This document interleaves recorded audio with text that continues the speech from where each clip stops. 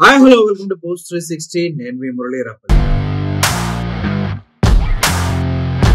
మీ ఊహలకు కూడా అందనటువంటి పరిస్థితులు ఈ మధ్య కాలంలో మారిపోతూ ఉంటాయి. చూస్తూ ఉండండి. మీరు ఇలా మారుతుందా, ఇలా జరుగుతుందా, ఇలా అవుతుందా అని మీ ఊహకు కూడా అందదు. ఎందుకంటే ఎక్కడైతే బీహార్లో ఎస్ఐఆర్ చేస్తామంటూ ఎలక్షన్ కమిషన్ వెళ్ళి అక్కడ దగ్గర 65 లక్షల ఓట్లు తీసేసిందో, అక్కడ నుండి ఆలోచిస్తే గనక మనం ప్రతి స్టేట్ లో ఇలాగే ఓట్లు అనేవి తీసేస్తూ ఉన్నారు. వారికి కావాల్సింది voter card, Aadhaar card, ration card కాదు ప్రూఫ్ గా. వాళ్ళకి కావాల్సింది కేవలం ఎంఆర్ వాళ్ళు ఇచ్చే రెసిడెన్స్ సర్టిఫికేట్ ఆర్ ఎల్స్ మీ దగ్గర పాస్పోర్ట్. ఈ రెండే కావాలంట. పాస్పోర్ట్లు అందరి దగ్గర ఉండవు కదా. సో ఈ విధంగా ఎలక్షన్ కమిషన్ ప్రజలపైన దాడి చేసి కొంతమంది ఓట్లు మొత్తాన్ని తీసి పడేస్తుంది. ఆ ఓట్లు కూడా ఎవరైతే బీజేపీకి ఓట్లు వేయరని నమ్ముతూ ఉన్నారో, ఎవరైతే లోకల్ పార్టీలకి బాగా దగ్గరగా పనిచేస్తూ ఉన్నారో వాళ్ళ ఓట్లన్నీ నిర్దాక్షిణ్యంగా తీసేయటం ఎలక్షన్ కమిషన్ చేస్తున్నటువంటి దారుణం. ఈ తీసేయటం గురించి అంతా మాట్లాడుతున్నారు కానీ వారికి కావాల్సినటువంటి ఓట్లని కొంతమంది రోహింగ్యాల్ని, వేరే కంట్రీ నుంచి వచ్చిన వాళ్ళకి ఓటర్ కార్డులు ఇచ్చేసి వాళ్ళని ఓటర్లుగా ప్రమోట్ చేస్తున్న విషయం ఎవడు మాట్లాడతారా? నిజం చెప్పాలంటే ఇప్పుడు ఎలక్షన్ కమిషన్ ఏదైతే 65 లక్షల ఓట్లు బీహార్లో తీసేసిందో ఆ 65 లక్షల ఓటర్లకి ఓటర్ కార్డులు ఇచ్చింది కూడా ఈ ఎలక్షన్ కమిషన్. అంటే ఎలక్షన్ కమిషన్ కూడా తప్పు చేసిందనే కదా. ఆల్రెడీ వాళ్ళు నిజంగానే అక్కడ వాళ్ళు కాదు, వాళ్ళు డబల్ ఓట్లు కలిగి ఉన్నారు, లేదంటే వాళ్ళలో చనిపోయిన వారు ఉన్నారంటే తీసేయవలసిన రెస్పాన్సిబిలిటీ ఎవరిది? ఎలక్షన్ కమిషన్ కదా. అంటే 2024లో వీళ్ళంతా కూడా ఓట్లు వేస్తేనే కదా ఇప్పుడున్న ప్రభుత్వం గెలిచింది. అంటే ఒక విషయంగా చెప్పాలంటే ఎలక్షన్ కమిషన్ ఆడుతున్న ఆట మీకు అర్థమవుతూ ఉందా?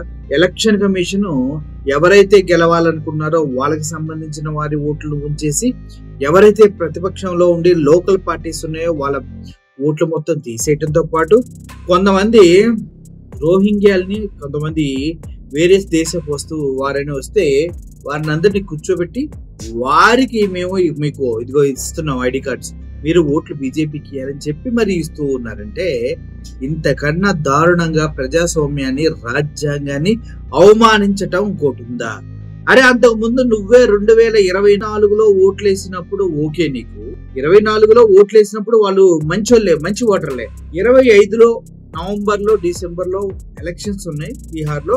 ఇప్పుడు వెళ్ళి వీళ్ళు స్పెషల్ గా అక్కడ చేసింది ఏంటంటే ఓట్లను తీసేయడం. అంటే 2024కి 25కి 64 లక్షల మంది ఓటర్లు పెరిగిపోయారు అక్కడ. అంటే తప్పుడు ఓటర్లు 65 లక్షల మంది వచ్చారా అంటే రాలా. కావాలని ఎలక్షన్ కమిషన్ డ్రామా ఆడుతుందన్నది ఇక్కడ మనం తెలుసుకోవాల్సిన విషయం. అంతేకాదు దేశవ్యాప్తంగా పలు ప్రాంతాల్లో ఇదే విధంగా ఓటర్ని ఈవీఎంస్ ని మేనేజ్ చేసి గెలిచినటువంటి బీజేపీ గురించి రాహుల్ గాంధీ స్పష్టంగా మాట్లాడటం జరిగింది. అంటే ఈ రోజు 5th ఈ రోజే ఎలక్షన్ కమిషన్ పైన బిగ్ బాంబ్ వేయబోతున్నారు రాహుల్ గాంధీ అని చెప్పడం జరిగింది.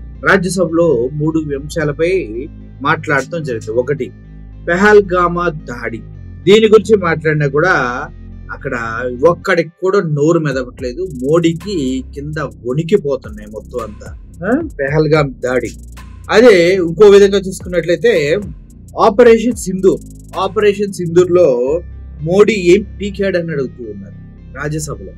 ఆపరేషన్ సింధూర్ లో మోడీ ఏం పీకాడు? మన ఇండియాకి సంబంధించిన శివంగి అని పిలువబడే ఒక పైలట్, ఆవిడ సంబంధించిన ఎయిర్ క్రాఫ్ట్ సంబంధించిన వివరాలు ఇప్పటి వరకు ఎందుకు ఇవ్వట్లేదు? మన ఎయిర్ క్రాఫ్ట్ పాకిస్తాన్ లో కూల్ చేసి ఒక ఇండియన్ మహిళా ఆర్మీకి సంబంధించినటువంటి ఆవిడ శివంగి అంటారు, ఆవిడ కనిపించట్లేదు అప్పటి నుంచి. అంటే దానికి సంబంధించిన ఇన్ఫర్మేషన్ ఎందుకు ఇవ్వట్లేదు? ఆపరేషన్ సింధూర్కి వెళ్ళి వెనక్కి ఎందుకు వచ్చారు? మేము వాళ్ళ ఎల్లలోకి దూరి కొట్టాం, వాళ్ళ దగ్గర కొట్టాం అని మీరు చెప్తూ ఉన్నారు, కానీ మేము అటాక్ చేయబోతున్నాం అనే ఇన్ఫర్మేషన్ ముందే పాకిస్తాన్కి మీరు ఎందుకు ఇచ్చారు?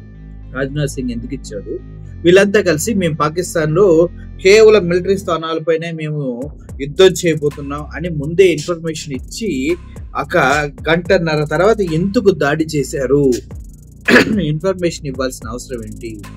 ఒకటి. అదేవిధంగా ఈ యుద్ధం ఆపడానికి మోడీ కానీ అటు పాకిస్తాన్ కానీ సిద్ధంగా లేకపోతే వెళ్ళి ట్రంప్ దగ్గర మోడీ కాళ్ళు పట్టుకొని అడుక్కుంటే పాకిస్తాన్ ని రిక్వెస్ట్ చేసి యుద్ధాన్ని ఆపండి అంటూ మోడీ ఇండియా భయపడుతుందంటూ ట్రంప్ పాకిస్తాన్ చెప్పాడంటూ యుద్ధాన్ని నేనే ఆపాను అని చెప్పడం జరిగింది. అంతేకాదు ఎవరైతే పాకిస్తాన్ లో ఉన్నటువంటి ఆర్మీ ఆఫీషియల్స్ కానీ ప్రధానమంత్రులు కానీ అందరినీ పిలిచి వాళ్ళ ఇంట్లో ట్రంప్ అద్భుతమైన విందించి ఎవరైతే ఆర్మీ చీఫ్ ఉన్నారో ఆయన క్లియర్ చెప్పడం జరిగింది, నువ్వు తొందరపడకు, నువ్వు అడిగింది నేను చేశాను కదా, మాకు ఇండియాని ఓడించే శక్తి నీకుంది అని ఆయనకి హితవు పలికినట్టుగా తెలుస్తుంది. అంటే దీని ప్రకారం చూసుకుంటూ పోతే ఘోరాతి ఘోరంగా ఇండియా వైఫల్యం చెందుతూ ఉంది. వాళ్ళేమో ట్రంప్ సొంత ఇంట్లోకి వెళ్ళి భోజనం చేసి ట్రంప్ తో అన్యోన్యంగా ఉన్నారు పాకిస్తానీలు. మన ఇండియా నుంచి మాత్రం మోడీ ట్రంప్ ముందు కూర్చుంటే నోట్లో ఎవడ ముద్ద పెట్టినట్టు మెలకుండా కలగకుండా అలాగే ఉంటాడు. ఒక మాట కొన్ని మాటలు మేరా దోస్త్ అంటాడు పైకి, అంతేగాని దోస్తు అంటేనే దోసి పెడుతున్నాడు లోపలికి. సో ఇప్పుడు ఏదైతే బీహార్ లో జరుగుతున్నటువంటి దారుణమైనటువంటి ఈ ఎలక్షన్ కమిషన్ క్రీడ ఏదైతే ఉందో వాళ్ళ ఓట్లు తీసేసి వాళ్ళని ఇబ్బంది పెడతాం. అదే విధంగా అంతెందుకు ఈ ఓట్లు తీసేసిన వాటిలో లాలూ ప్రసాద్ యాదవ్ కొడుకు కూడా, ఆయన కూడా పొలిటీషియనే, ఆయన ఓటు కూడా తీసేయడం జరిగింది. ప్రెస్ మీట్ పెట్టి మరి నా ఓటు కూడా తీసేశారు, ఇప్పుడు నేను ఓటు ఎలా వేయాలి, ఎలా కంటెస్ట్ చేయాలి ఎలక్షన్ లో అంటూ ఆయన అడగడం జరిగింది. ఆయనకు కూడా ఓటు హక్కు లేదనమాట. SIR వెళ్ళి తీసేసింది. అంటే ఇది డెమోక్రసీకి దారుణంగా దెబ్బ కొడుతున్నటువంటి తీరు. ఇప్పటి వరకు ఎవరు కూడా అధికారం కోసం ఇలా కుక్కల్లాగా ఈవీఎం మ్యానిపులేషన్ చేసుకుంటూ బ్రతకలా. ఈసీ కూడా ఇలా చేతకాని దద్దమ్మలా ఎప్పుడు పనిచేయరా, ఒకడ కొమ్మున చేరి వాడిది ఎప్పుడు నాకలా అంటూ రాజకీయ నాయకులు చెప్తూనే ఉన్నారు. అయితే ఈ విషయాలపైన రాజ్యసభలో ప్రశ్నిస్తూ ఉంటే CISF బృందాలు వచ్చి నిల్చున్నాయి. అంటే CISF బృందాలు తెలుసు కదా, 2023లో అనుకుంటా CISF బృందాలు వచ్చేసి రాజ్యసభను కాపాడటం కోసం నియమించబడినటువంటి ఒక డిపార్ట్మెంట్. వీళ్ళు ఎప్పుడైనా కూడా ఫ్లోర్ లోపలికి రారు ఆ మీటింగ్ జరిగేటప్పుడు. నిన్న ఎప్పుడైతే ఆపరేషన్ సింధూర్ గురించి మాట్లాడుతూ ఉన్నారు, అదే విధంగా పెహల్గాము పుల్వామాకు సంబంధించిన దాడుల గురించి మాట్లాడుతూ ఉన్నారు, బీహార్ లో జరిగినటువంటి ఎలక్షన్ కమిషన్ చేసిన దారుణాల గురించి మాట్లాడుతున్నారు. ఆ టైంలో CISF బృందాలు లోపలికి వచ్చాయి. దాంతో దెబ్బకి అందరూ ఆశ్చర్యపోయారు, ఏంది CISF బృందాలు లోపలికి వచ్చినాయి అంటే ఎవడైనా ఎక్కువ మాట్లాడితే వాడిని ఎత్తుకొని పోవడం రెడీగా ఉన్నారన్నమాట వాళ్ళు. ఈ మాన్సూన్ పార్లమెంట్ సమావేశాల్లో జరిగిన అత్యంత భయంకరమైనటువంటి ఘటన ఇది. రాజకీయ నాయకుల్ని ఎవరైతే ఎంపీలుగా ఉన్నారో వాళ్ళనే భయభ్రాంతులకు గురి చేసేటటువంటి పరిణామం ఇది. ఎక్కువ మాట్లాడితే వాళ్ళని తీసుకెళ్లి బయటపడేసే విధంగా CISF అనేది రాజ్యసభని హ్యాండ్ ఓవర్ చేసేసుకుంది. దెబ్బకి మల్లికార్జున్ ఖార్గే ఎవరైతే డిప్యూటీ స్పీకర్ గా ఉన్నారో ఆయన ఆశ్చర్యపోయి లెటర్ రాశాడు, ఇంకొకసారి పార్లమెంట్ జరుగుతున్న వెల్లోకి అంటే లోపలికి CISF బృందాలు వస్తే మర్యాదగా ఉండదంటూ మల్లికార్జున ఖార్గే తీవ్రంగా స్పందిస్తూ ఇది డెమోక్రసీకి జరుగుతున్నటువంటి దెబ్బ, అన్యాయం, డెమోక్రసీలో ఇది తగదు. సభ్యులు ఎవరైతే ఉన్నారో వారు అనేకమైన టాపిక్ డిబేట్ చేస్తారు, ఫైట్ చేస్తారు, నిరసనలు చేస్తారు. ఫ్లోర్ లో అందరికి అది హక్కు ఉంటది. CISF బృందాలను పిలిచి కట్టడి చేయాలని చూస్తున్న బీజేపీ గవర్నమెంట్ కి చెంప చెల్లు అనిపించేలాగా మల్లికార్జున్ ఖార్గే కూడా లెటర్ రాయడం జరిగింది. దీని అంతటికి కారణమైనటువంటి కిరణ్ రిజిజు అనే వ్యక్తి చెప్తుంది ఏంటంటే, పార్లమెంటరీ అఫైర్స్ కి మినిస్టర్ అనమాట ఇండియాలో. ఆయన చెప్తాడు వచ్చేసి ఏం లేదు, భద్రత పెంచమన్నారు, దానికోసం భద్రత పెంచాం, అందుకే CISF బృందాలు లోపలికి వచ్చాయని చెప్తాడు.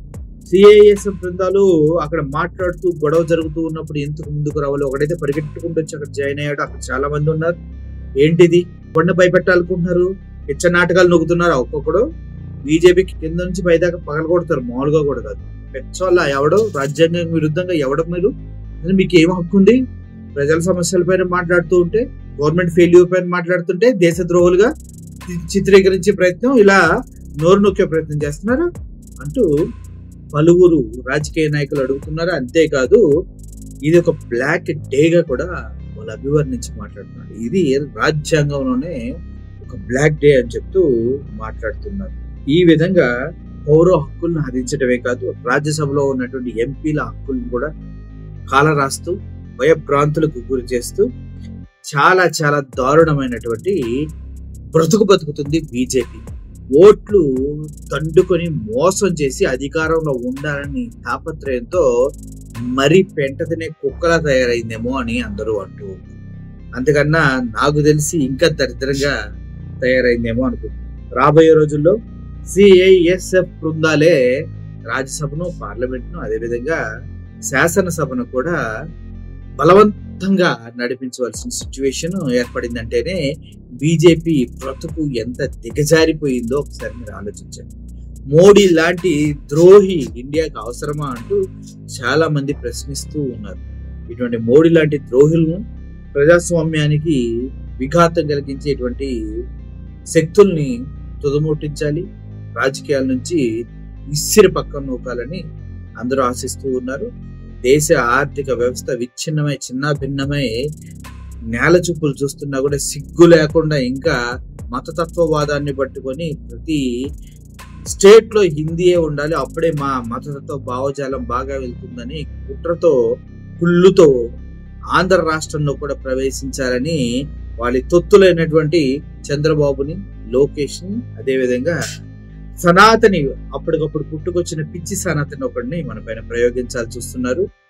రాబోయే రోజులు ఇటువంటి దరిద్రాన్ని మనం తీసివేయాలని, ఇలా సిఐఎస్ఎఫ్ బృందాల కంట్రోల్లో రాజ్యసభలు, లోకసభలు, శాసనసభలు నడవకుండా ఉండాలంటే దానికి కారణమైనటువంటి పార్టీల్ని, ప్రశ్నించిన ప్రతి ఒక్కరిని దేశద్రోహులుగా చిత్రీకరించే పార్టీని, అటువంటి బీజేపీ పార్టీని నామరూపాలు లేకుండా ఇండియాలో లేకుండా తరిమేయాలని అందరూ కోరుకుంటున్నారు. మరి మీ ఒపీనియన్ మీరు కూడా ఒకసారి కామెంట్ రూపంలో తెలియజేయండి. Thank you for watching this video.